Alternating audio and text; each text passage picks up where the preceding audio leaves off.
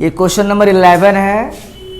The HCF of 408 and 1032 is expressible in the form of 1032 into 2 plus 408 into P, then find the value of P। मतलब मेरे पास दो संख्याएं दी हुई है, एक है 408 और दूसरी संख्या 1032। इन दोनों संख्याओं का जो भी HCF निकलेगा उसका जो एक्सप्रेसिबल फॉर्म है, या लिख सकते हो तुम यहाँ पे इज एक्सप्रेस्ड, यानी इसको एक्सप्रेस किया जाता है। इन दोनों संख्याओं का जो भी HCF है इसको एक्सप्रेस किया जाता है किस रूप में? इस रूप में 1032 गुना 2 प्लस 408 गुना P। इन दोनों संख्याओं का जो भी HCF है उसको इस रूप में एक्सप्रेस किया जाता है। तो एक्सप्रेस करने के बाद अब वहां से P की वैल्यू क्या होगी वो हमें निकालना है। तो पहले हमें ये पता करना पड़ेगा कि इन दोनों संख्याओं का HCF क्या होगा, है ना। तो यहाँ जरा देखिए इन दोनों संख्याओं का HCF क्या होगा। पहली संख्या मान लेते हैं A, है ना। पहली संख्या हमारा कौन हो गया? 408। दूसरी संख्या कौन हो गया? 1032। और यहाँ पे तुम देख रहे हो कि जो 1032 है वो बड़ा है किससे? 408 से। तो यहाँ पे हम लोग यूक्लिड्स डिवीजन एल्गोरिदम का इस्तेमाल करेंगे। उस कॉन्सेप्ट को हम लोग यहाँ पे लाएंगे। तो उसमें क्या बोलता था कि बड़ी संख्या को छोटी संख्या से डिवाइड करना है ना। उस कॉन्सेप्ट में वही बोलता है कि जो बड़ी संख्या है उसको छोटी संख्या से डिवाइड करिए। On dividing 1032 by 408 we get, यानी बड़ी संख्या को छोटी संख्या से भागा देना है, उसके बाद देखना है कि हमें क्या मिलेगा। तो इसको रफ में यहां पे लिखते हैं हम 1032 को डिवाइड करना है किससे? 408 से। कितना बार में जाएगा? 2 बार में। 8 दूना 16, 4 दूना 8, इतना आ गया। कितना बचेगा यहाँ पे? 6, 2 में 1 गया तो 1, और यहाँ पे 8 में तो 10 में 8 गया तो 2 बचेगा ना। अब इसको लिखिए पहले। यहाँ पे डिविडेंड हमारा कितना हो गया? 1032।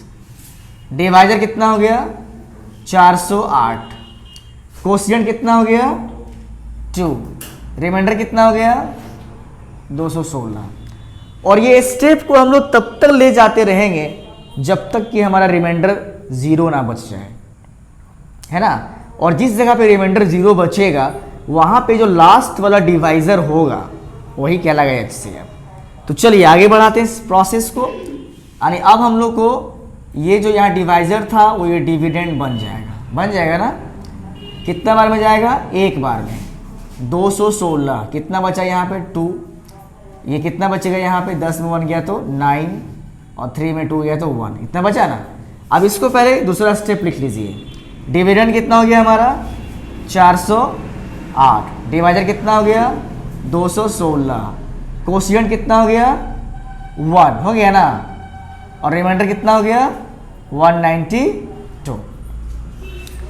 फिर ये 192 से भागा देना है किसको? 216 को। कितना बार में जाएगा? 1 बार में। 192। यहाँ बचेगा 4, यहाँ बचेगा 2, खत्म हो गया, है ना। यानी यहाँ पर डिविडेंड हमारा कितना हो गया? 216। डिवाइजर कितना है? 192।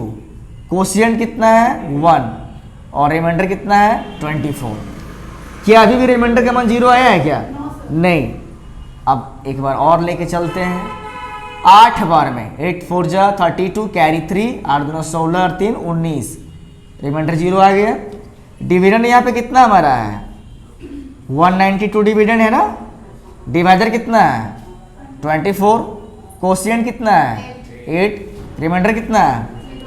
तो हमने बताया कि इस प्रोसेस को तब तक करते रहना है जब तक कि रिमाइंडर हमारा 0 ना आ जाए, है ना।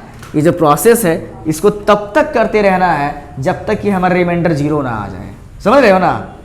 और जिस स्टेप में रिमाइंडर 0 आएगा वहीं पे जो लास्ट वाला डिवाइजर होगा जिसकी वजह से रिमाइंडर 0 आया है वही लास्ट डिवाइजर हमारा HCF कहलाएगा। देखो यहाँ पे रिमाइंडर 0 आया है क्या?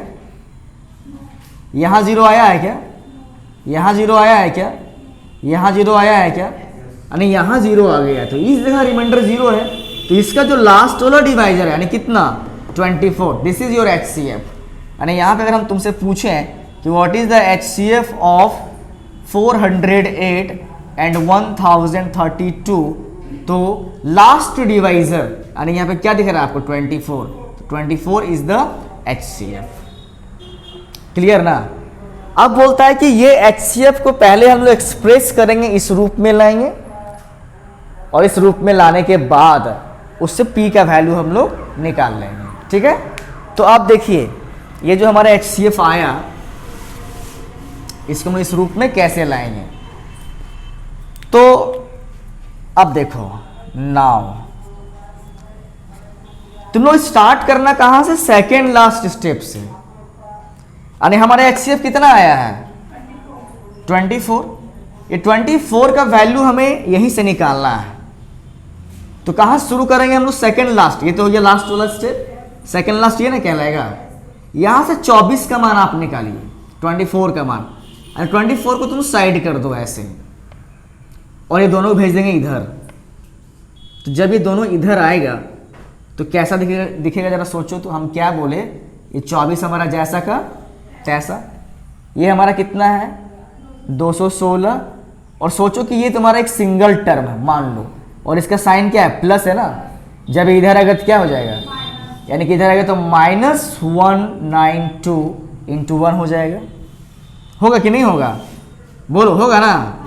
यानी यहाँ से अगर हम 24 का वैल्यू लिखना चाहें तो 24 के बदले हमें क्या लिखाएगा, 216 - 192 × 1 लिखाएगा कि नहीं लिखाएगा, लिखाएगा ना।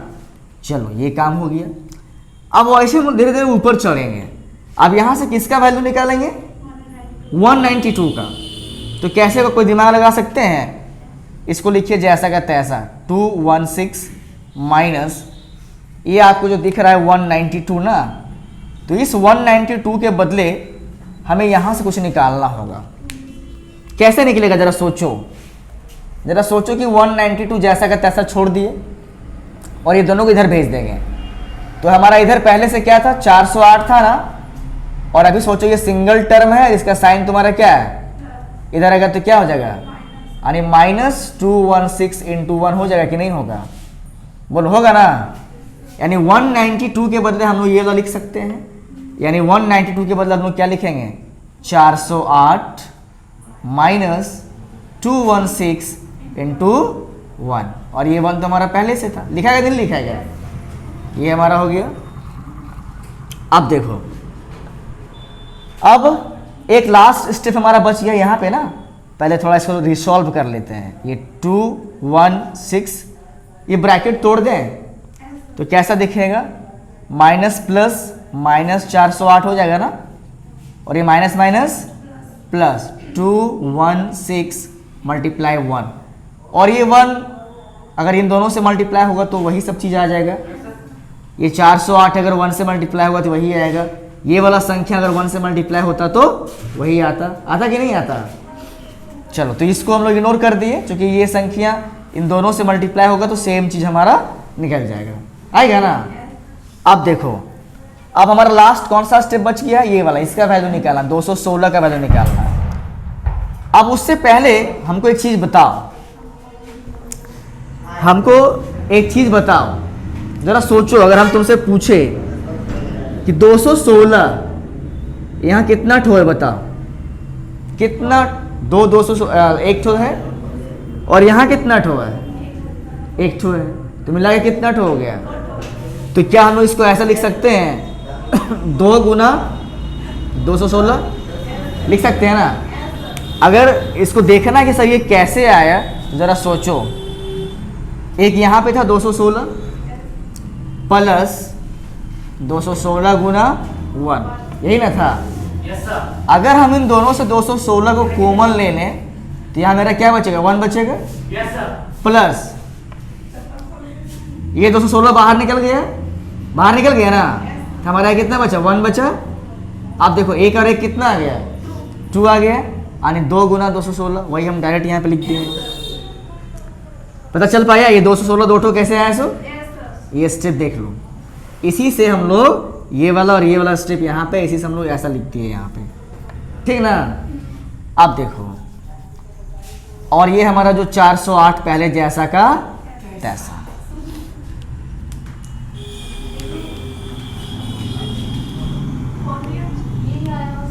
अब देखो ये स्टेप हम जरा यहां लिख देते हैं, 2 1 2 इंटू 216 माइनस 408, यही ना है।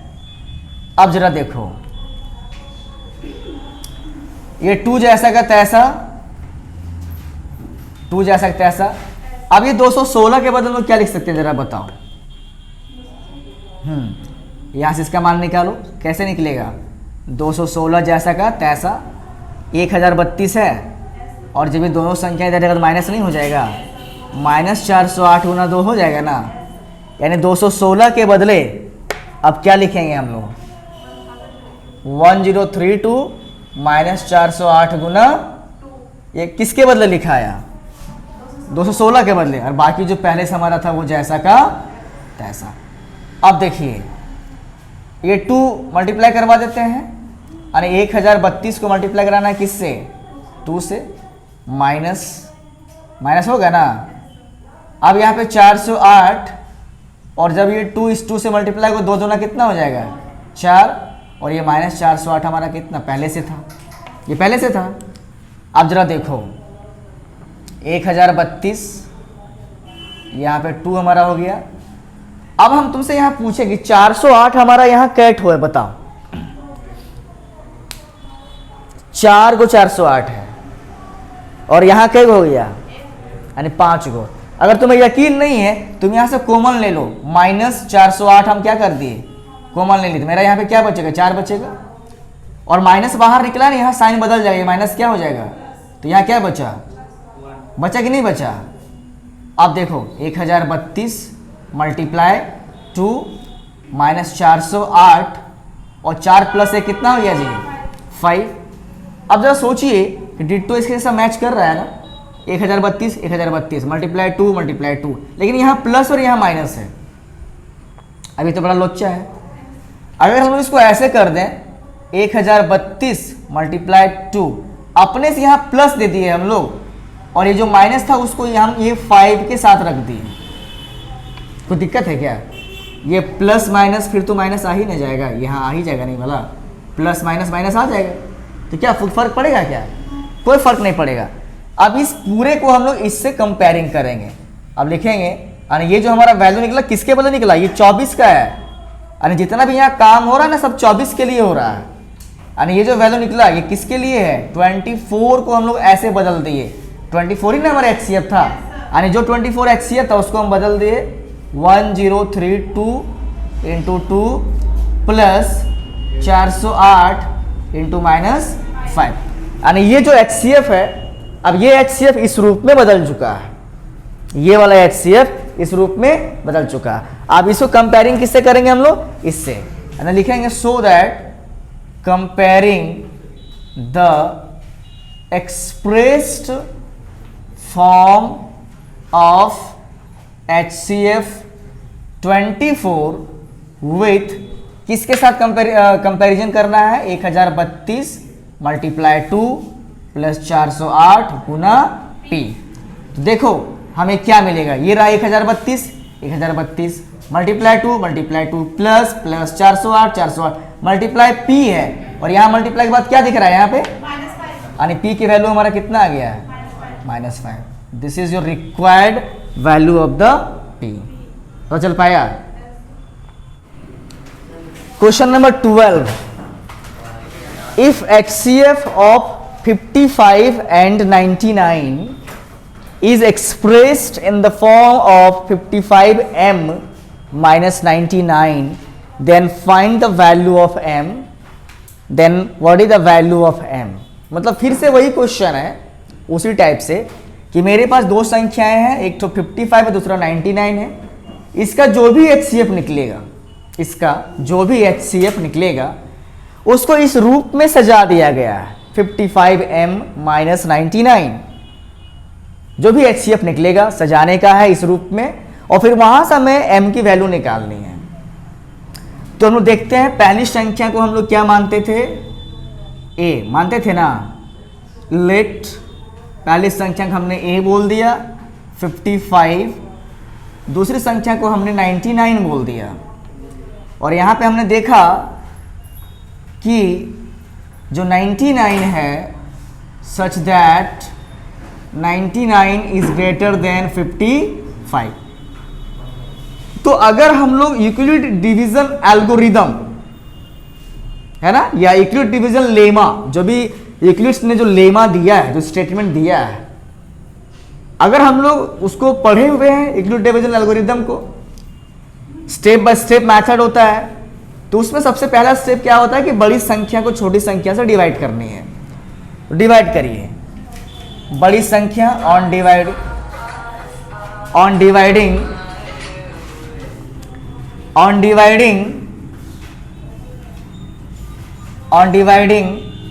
99 बाय 55।